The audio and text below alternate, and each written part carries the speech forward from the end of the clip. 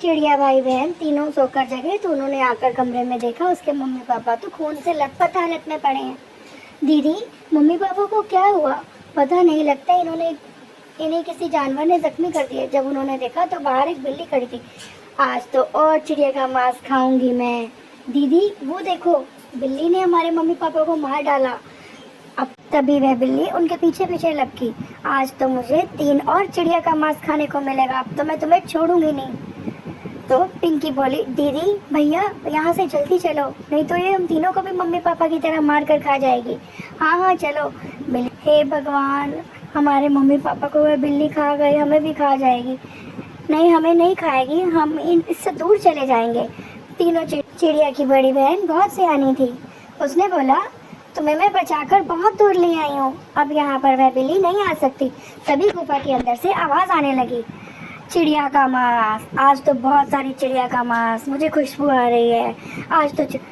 दीदी ये कौन सी आवाज़ आ रही है? भैया बोला, मुझे लगता है अंदर एक और बिल्ली है। तो ऐसा कर, चुप हो जाओ तुम, इस पेड़ के पीछे छुप जाते हैं, कहीं ऐसा ना हो कि हमें भी कोई अंदर से जानवर खा जाए। तीनों बच्चे एक घने पेड़ के पीछे छुपकर खड़े होकर देखने लगे। काफी देर खड़े रहे। अंदर से डरावनी डरावनी भयंकर आवाजें आ रही थी। आज तो मैं तीनों को खाकर अपनी भूख मिटाऊंगी। मैं बहुत देर से भूखी हूँ, मुझे बहुत दिनों से खाना नहीं मिला, मैं बहुत दिनों से भूखी हूँ। चिड़िया के बच्चे बहुत डरे हुए थे। दीदी हम भी मर जाएंगे क्या? तभी वहाँ से एक भयंकर चुड़ैल प्रकट हुई। अच्छा, तो तुम तीनों यहाँ छुपे हुए थे, तभी मैं कहूँ इतना स्वादिष्ट मांस आज खाने को मिलेगा। चुड़ैल आंटी हमें मत खाओ ना आप, हमारे तो माँ बाप को बिल्ली ने मार डाला।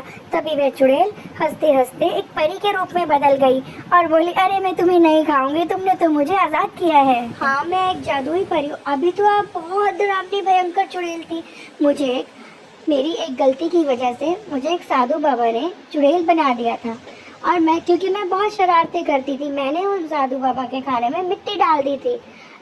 आपने ऐसा क्यों किया था दीदी? मुझे पता नहीं था, मैं छोटी बच्ची थी ना, तो इसलिए साधु बाबा ने मुझे भूतनी बना दिया और मैं इसी गुफा में कैद हो गई।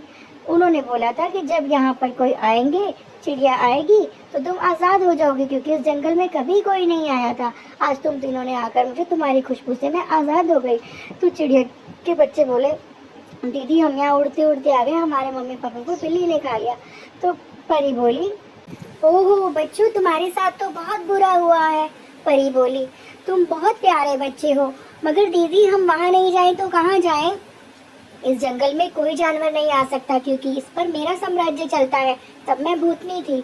अच्छा दीदी, पर हम यहाँ क्या खाएंगे? तभी परी ने सारे पेड़ों पर बहुत सारे फल उगा दिए और सारे बच्चे खुशी खुशी वहीं रहने लगे। परी के साथ वह दिन भर मस्ती करते। जब भूख लगती वह पेड़ों से फल तोड़ के खा लेते, अंगूर, सेब, केले, अनार। परी के रूप में उन्हें माँ जो मिल गई थी वे बहुत खुश परी के साथ वह बहुत खुश थे। दिन भर वह परी के साथ ही खेला करते। अब उनकी दुनिया ही बदल गई थी और परी को भी कोई नहीं था। परी बोली, मेरा भी कोई नहीं है, तुम तीनों ही मेरा सहारा है, हम चारों ही एक दूसरे के बनकर रहेंगे। और सारे बच्चे परी के साथ बहुत खुश रहने लगे।